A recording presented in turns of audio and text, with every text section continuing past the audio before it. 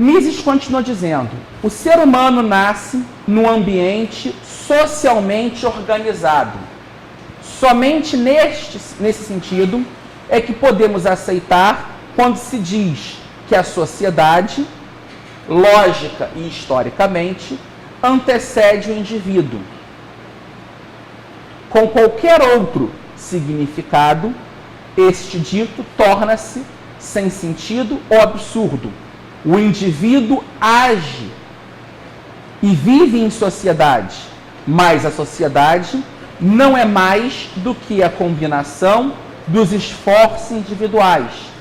A sociedade em si não existe, a não ser através das ações dos indivíduos. É uma ilusão imaginá-la fora do âmbito das ações individuais. E aqui é interessante que o que Mises quer dizer com isso, especificamente, é um pouco daquilo que eu discuti ontem ao tratar da ideia do Hayek e do Mises, do individualismo falso e verdadeiro. O individualismo que Mises aqui prega é um individualismo interacionista. Lembrando, um monge, Thomas Merton, dizia: nenhum homem é uma ilha. Você não consegue, a economia de um homem só seria impossível. Ou seria, usando um termo hobbesiano, pobre, infeliz. Mas o homem as potencialidades nossas são ampliadas nessa interação. E qual é o melhor meio para manter essa interação social? A ordem espontânea. Você não pode forçar as pessoas de forma artificial a conviverem com as outras. Alguém aqui conhece a fábula do lápis? Quem não conhece? Um economista, um dos maiores colaboradores do Mises, nos anos de 46 até o fim da vida dele, foi o Leonard Read, um dos fundadores da Foundation for Economic Education, a FIE. E o Lawrence Reed criou uma fábula do lápis para explicar essa divisão do trabalho. E é o lápis amarelo. O Friedman utiliza essa história no Liberdade para Escolher. Esta do lápis amarelo, dizendo que nenhum homem no mundo é capaz de produzir um lápis. A afirmação parece, no primeiro momento, paradoxal. Mas o Lawrence Reed, como um dos grandes discípulos de Bastiat do século XX, se utiliza do senso comum e de exemplos simples para explicar a complexidade da economia numa linha austríaca. Ele vai dizendo: por que digo isso? A madeira com a qual foi feito veio de florestas do Oregon. Um homem só pode cortar essa lenha, essa madeira. Só que o machado que ele usa para cortar a lenha não é feito por ele, é feito por um ferreiro. Esse ferreiro, por sua vez, não extraiu o minério. Teve um mineiro que extraiu isso. A parte interna, o carvão, foi tirado de Minas, mas processado em outra fábrica. O cobre que circula, o lápis, provavelmente veio do Chile. Mineiros, transporte, o combustível.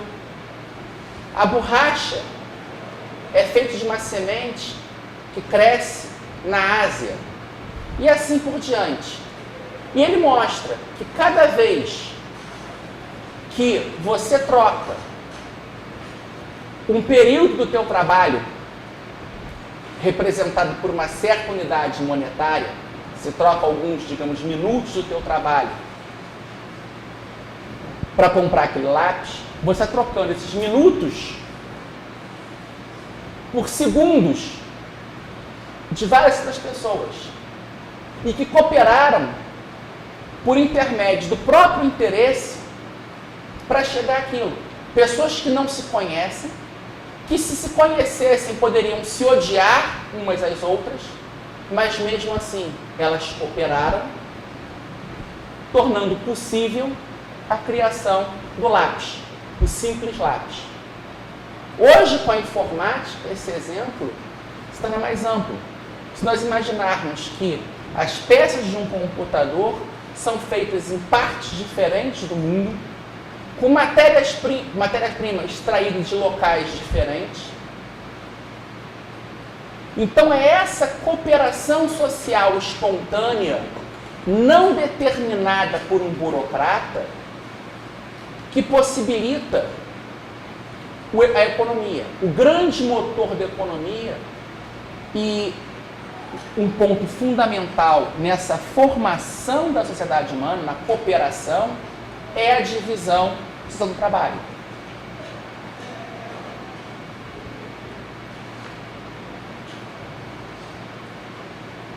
Mises diz: é inútil perguntar se é a sociedade ou o indivíduo que deve ser considerado como fim supremo, e se os interesses da sociedade devem ser subordinados aos do indivíduo ou vice-versa. A ação é sempre ação de indivíduos. O elemento social ou relativo à sociedade é uma certa orientação de ações individuais. A categoria fim só tem sentido quando referida à ação. A teologia e a metafísica da história podem discutir os fins da sociedade e os desígnios de Deus, mas para a ciência seria inútil desenvolver-se especulações dessa natureza. A sociedade é um dado. Você vai discutir qual é o fim dela. Ela existe, o fundamento é a cooperação, e você não vai discutir isso. Mais adiante, Mises vai criticar as visões holísticas da sociedade, as visões que entendem a sociedade como um todo, mostrando que, aí eu lembro aqui do professor Og, gostar de dar um exemplo, esse holismo impregna tudo, é por isso que eu não gosto desses troços de esporte. Ah lá, o pessoal, o Brasil ganhou a Copa, que Brasil? Está o mapa do Brasil segurando a taça? Os jogadores brasileiros ganharam a Copa. Isso reforça o holismo. Tomar entes abstratos como pessoas, isso é um fato. Existem laços culturais que unem as pessoas, o Mises diz que sim, o Hayek também, mas muitas vezes há a crença de que essa sociedade existe por si só, independente da ação de indivíduos, seja de indivíduos vivos ou de indivíduos que já passaram. Há uma relação.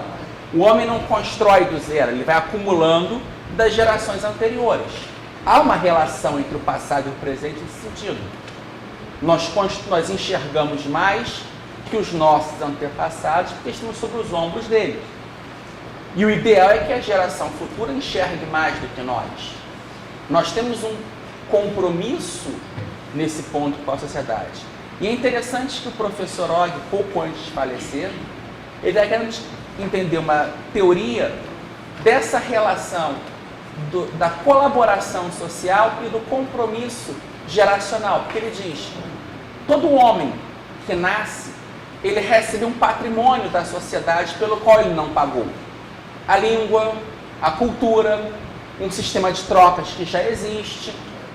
Ele não nasce fora disso. E ele, de certa forma, ele tem algumas obrigações, não com esse ente abstrato sociedade, mas com esse grupo de indivíduos no qual ele nasceu. E como ele pode retribuir isso que ele recebeu? Buscando cumprir a parte dele como um agente social. E se ele seguir a ação humana de forma adequada, ele vai legar para as próximas gerações esse conjunto e vai sustentar a sociedade. A preservação dessa sociedade se torna um fator importante para a ação humana.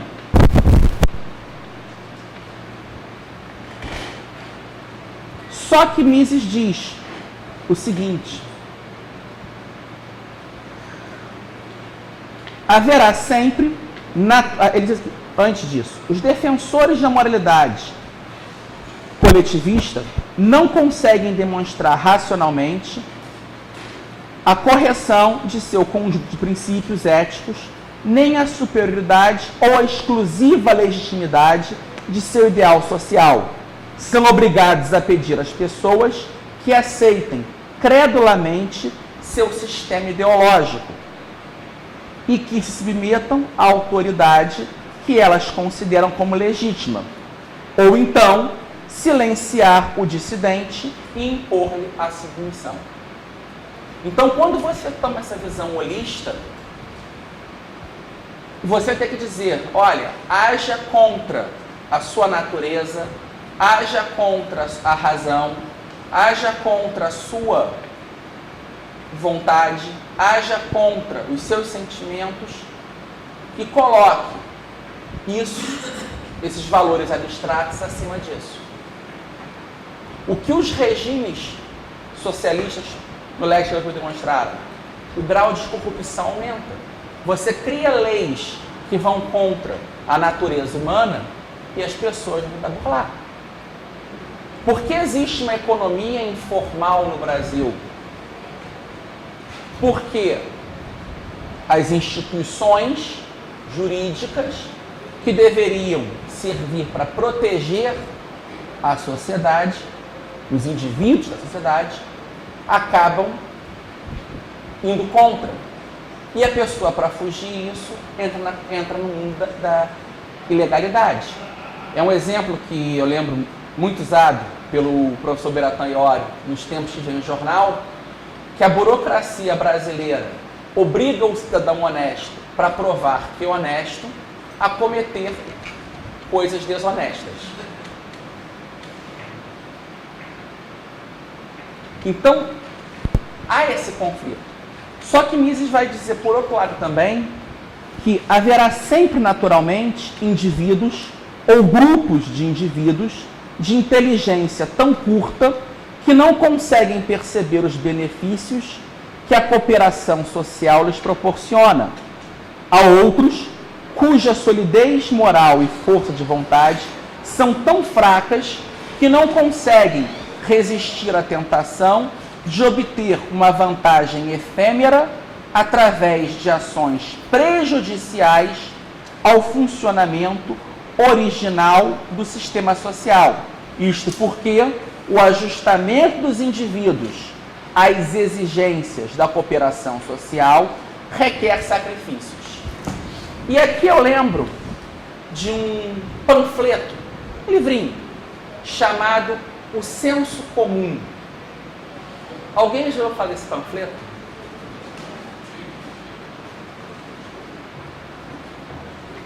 O Senso Comum. Esse panfleto foi escrito em 1776 por um autor chamado Thomas Paine.